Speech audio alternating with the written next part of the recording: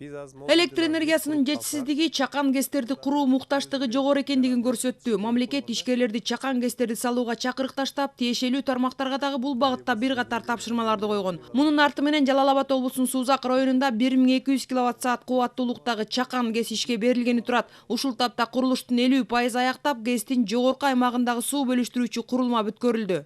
Бул бетон иштери бүттү. Буюрса, бул жерден суу келип агып туруп, могул жерде суу 7 куб айыл өкмөткө бериле турган суу, андан ашкан суу 3 куб бизге могул жерден коюлуп туруп, шлюз ачылат, шлюздөн ары уже гэске коюла баштайт да. Суунун басымдуулугу менен турбинаны айлантып, генератор айланат, анан кийин ток чыгара баштайт.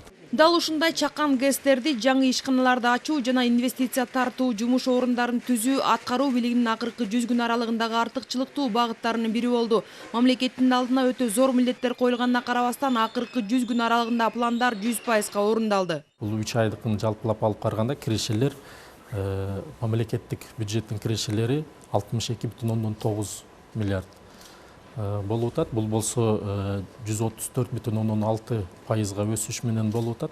Былтыркы ушул 3 айга салыштырмалуу караганда. Январь айга булар бажы кызматы 146%, салык кызматы 106,12% менен аткардык. Бул арада Кыргызстандын 2026 жылга чейинки орто мөөнөттүү өнүгүү программасы дагы кабыл алынды. Анда экономиканын өсүшүн жыл сайын орточо 5%га, ички дүң өнүмдү калктын жан башына алганда кеминде $1,500 жеткирүү, жумушсуздукту болсо 5%га чейин төмөндөтүү пландалган.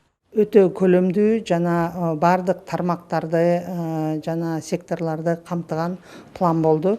Азыркы убакта ушул пландын алкагында министрлер кабинетинин 1 жылдык планы иштелип чыгып атат.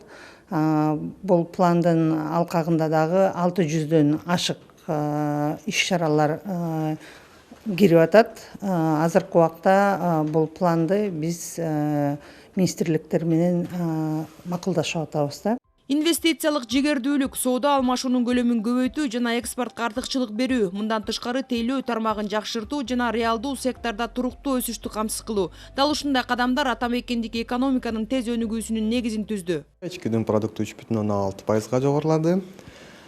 Бул негизинен эле экономиканын өз калыбына келишине көрсөтүп жатат. Ошол бунун ичинен өнөр жайы тармагы 7,2%га жогорулуп жатат жана кызмат көрсөтүү тармагы 6,5%га жогорулады.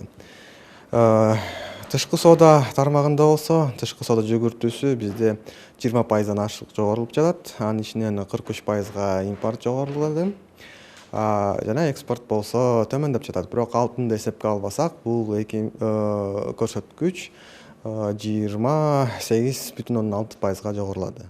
Маалымат жана байланыш, соода, суу жана электр энергиясы, курулуш жана кайра иштетүү өнөр жайынын үлүшү басымдуу дешет адистер. Тышкы каржылоо булактарынын көбөйүшү бул тармактагы дараметтин максималдуу пайдаланышы дагы өлкөнүн экономикалык көрсөткүчтөрүнүн жогорулашына шарт түздү. Аткаруу бийлигинин жумушу бүгүнкү күндө абдан жигердүү болуп жатат деп айтабыз. Себеби дегенде бат чечимдер кабыл алынып, абдан чечкиндүү кадамдарга барылып атканын көрүп атабыз. Экономиканын көрсөткүчү боюнча дагы акыркы көп жылдарга салыштырмалуу биринчи жолу профицит менен чыгып атканда бул жакшы жөрөлгө деп эсептесек болот.